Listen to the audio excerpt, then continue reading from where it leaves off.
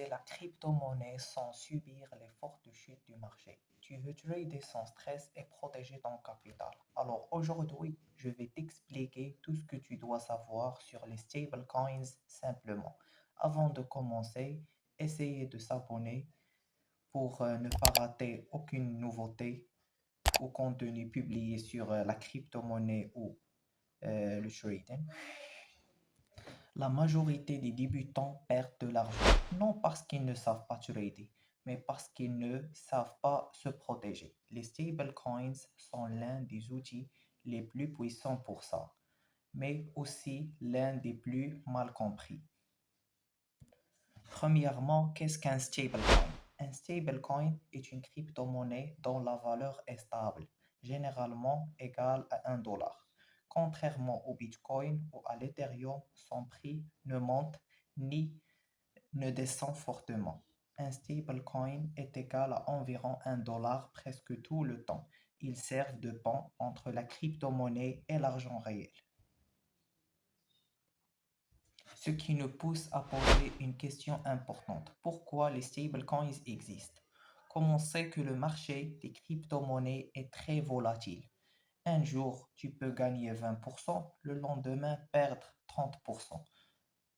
Par là vient le rôle des stablecoins qui permettent de geler tes gains, de sortir du marché sans passer par une banque, de réduire le stress et de trader plus efficacement et d'envoyer de l'argent rapidement partout dans le monde.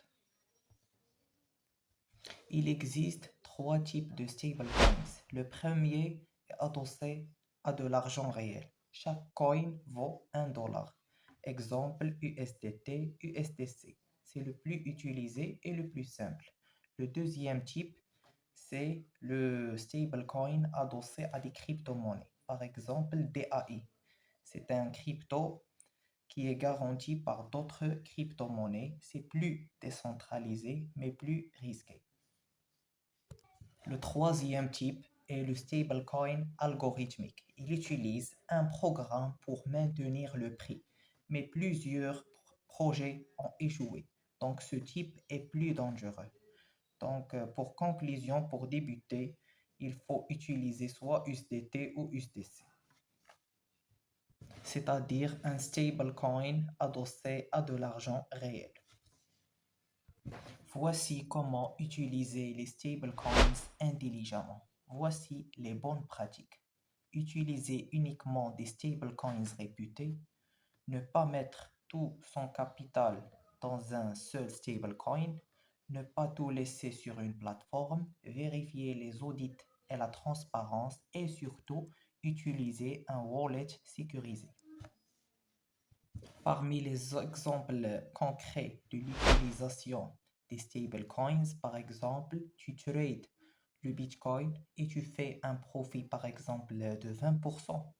Au lieu de garder en Bitcoin, tu passes en USDT.